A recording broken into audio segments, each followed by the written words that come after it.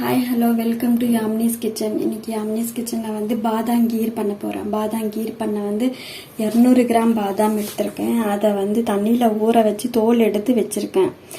தோல் எடுத்த பாதாம் வந்து ஒரு 150 கிராம் இருக்குது. ஒரு 50 கிராமுக்கு வந்து நான் இந்த மாதிரி சிப்ஸ் துருவி இருக்கேன். பாதாமை உரித்து அதுக்கப்புறம் வந்து இந்த மாதிரி நான் துருவி இருக்கேன். அதுக்கப்புறம் நம்ம பாதாம் கீர் பண்ணதுக்கப்புறம் இதை மேலே போட்டுட்டு குடிச்சோம்னா கொஞ்சம் வாயில் படும்ல, அதுக்காக ரொம்ப டேஸ்டியாக இருக்கும்ல, நல்லா வாயில் கடிப்பட வசதியாக இருக்கும். அதனால சீவி வச்சுருக்கேன்.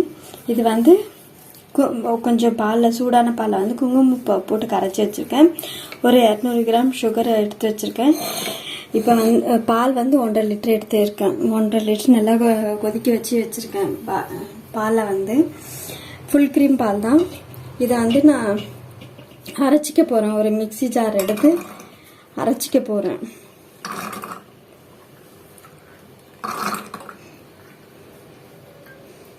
பசங்களுக்கு ரொம்ப பிடிக்கும் இந்த பாதாம் கீர், பெரியவங்களுக்கும் ரொம்ப பிடிக்கும் இந்த பாதாம் கீர். அடிக்கடி இல்லைனாலும் என்னைக்காவது ஒரு வாட்டி செஞ்சு சாப்பிட்லாம். நான் இதை அரைச்சிட்டு வந்துடுறேங்க. நான் பாதாம் பருப்பை அரைச்சிட்டு வந்துட்டேன். அதை பாலில் சேர்த்துக்கிறேன். பால் நல்லா கொதிச்சு வந்துருச்சு. நான் இப்போ பாலில் சேர்த்துக்கிறேங்க.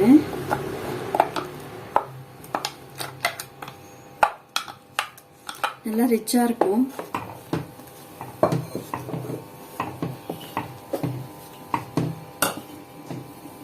இதோட இந்த கேஷர் மில்கையும் நான் சேர்த்துக்கிறேன்.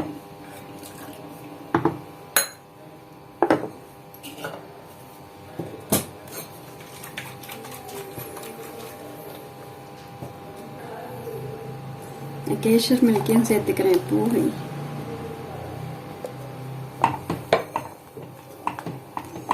பால் நல்லா அப்படியே திக்காயிட்டு வரும்.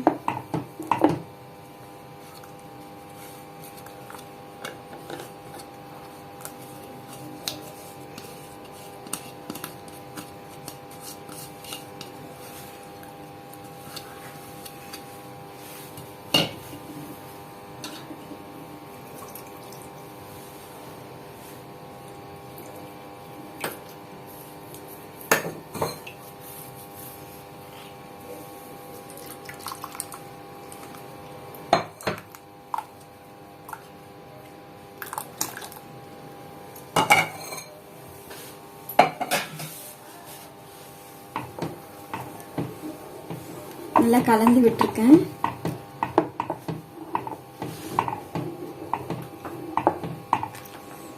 இந்த பாதாம் மிக்ஸ் போட்டோன்னு நல்லா திக்காயிடுச்சு பால் வந்து. இதோட நான் ஏலக்காயை சேர்த்துக்கிறேன். 4 ஏலக்காவை வந்து கொஞ்சம் சீனி போட்டு தட்டி வச்சிருக்கேன்.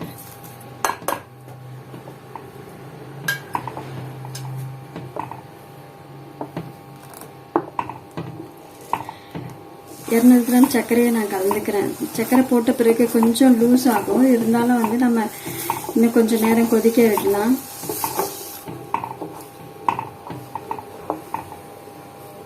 ஒன்றரை லிட்டர் பாலுன்றதுனால 200 கிராம் சர்க்கரையை நான் சேர்த்தேன். அதே 1/2 லிட்டர் பாலாக இருந்துச்சுன்னா நான் கரெக்டாக 100 கிராம் போகும்.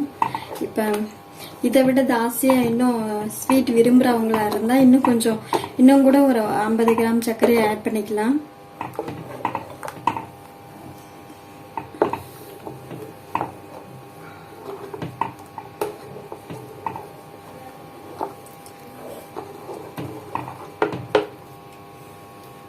நான் குங்குமப்பூ இன்னமும் கொஞ்சம் சேர்த்துக்கிறேன்.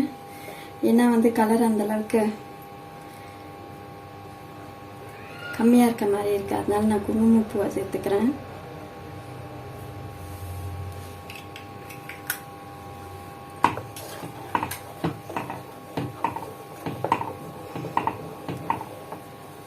நான் இதுக்கு நெய்யில் வறுத்துலாம் போட போகிறதில்ல. அப்படியே தான் நான் அந்த சீவி வச்சுருக்கேன் பாதாமை சேர்க்க போகிறேன். அப்படியே தான் இது சேர்க்க போகிறேன்.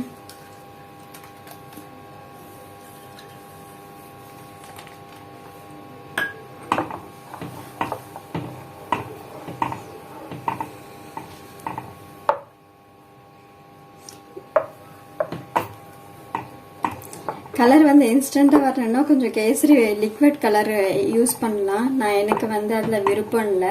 நான் இன்னைக்கு அதெல்லாம் எதுவும் யூஸ் பண்ண போகிறதில்ல. ஏன்னா இந்த குங்குமப்பூ நான் போட்டிருக்கிறது தாசியாக போட்டிருக்கேன். அதே கொஞ்சம் நேரம் கொதிச்சிச்சுன்னா அதே நல்ல கலர் வரும்.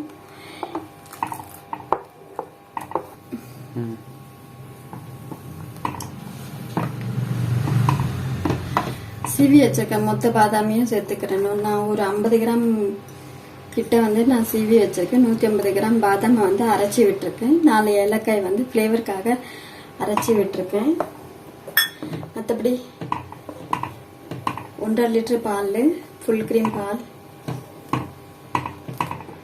ரொம்ப டேஸ்டியாக இருக்கும். பெரியவங்கலேருந்து சின்ன குழந்தைங்க வரைக்கும் ரொம்ப விரும்பி சாப்பிடுவாங்க.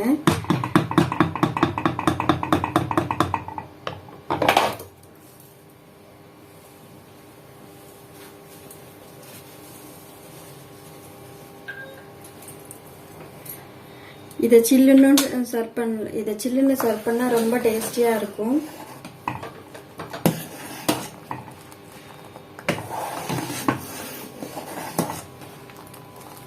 ஃப்ரிட்ஜில் வச்சு ரொம்ப சில்லுன்னு சர்வ் பண்ணா ரொம்ப டேஸ்டியா இருக்கும். இது வந்து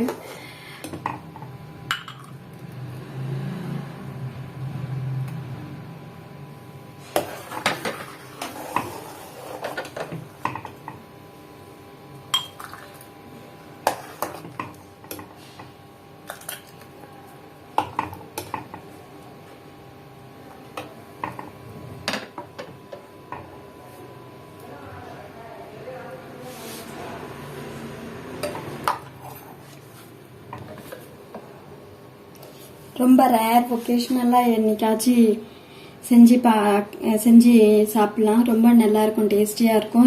உடம்புக்கு ரொம்ப ஹெல்த்தியான ட்ரிங்க் இது வந்து. இந்த வீடியோ பிடிச்சிருந்தா லைக் பண்ணுங்கள், ஷேர் பண்ணுங்கள், சப்ஸ்கிரைப் பண்ணுங்கள். தேங்க்யூ ஃபார் வாட்சிங் ஃப்ரம் யாமினிஸ் கிச்சன்.